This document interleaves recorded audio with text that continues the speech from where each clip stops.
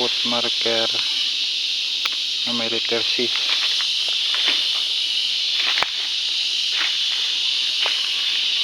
Hardship. Yan yung tropa natin. Yan. Ang sit up na ito ay bali itong lugar na ito ay kinampuhan during World War II. So itong pattern na ito ay the rising sun sit up. Yan.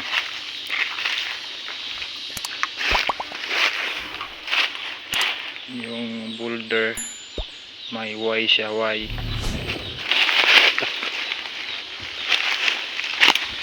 Na may hole. Y niya. Yung pointer niya. So ngayon apat na bato yan, apat na malaking bato na hindi magalaw, pareho yan ang sukat. So nasa sentro yung deposit or nasa gitna. So orient tayo dito sa isang bato tungo dun sa isang bato, naka Swiss alignment. Yan siya. Dito naman north south, due north. Yan yung bato na yan. So bakit dyan yung deposit? So ito, papakita ko sa inyo yung compass orientation siya. 45 degrees, 45 2 to 5 tungo doon sa isang bato na cross line niya, itong slash na yan. Pag dito tayo kumpas yan 315 135 alignment tungo doon. So naka-align siya.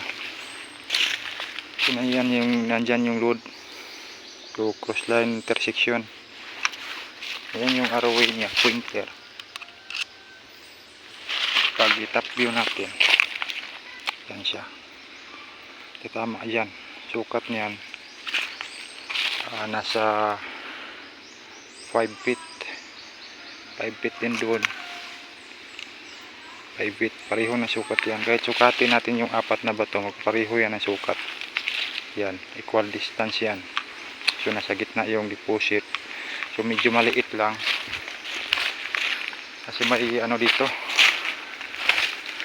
May marker dito na cutted eye.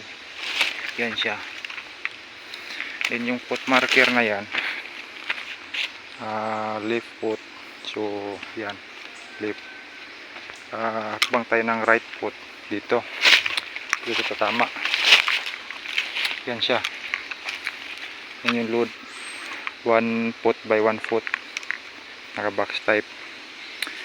Itong area na ito yan, naka sloping siya.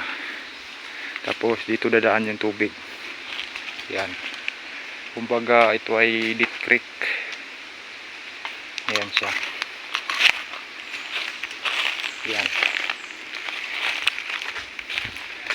Yung foot marker. May slash pa siya dito na coordinate doon. Yan. Yung slash na yun naka-straight dito sa bato na ito. Then may other guhit. Another slash. So coordinated. So naka-align.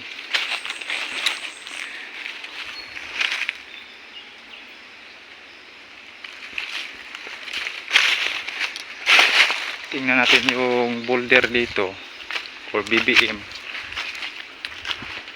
Yan siya.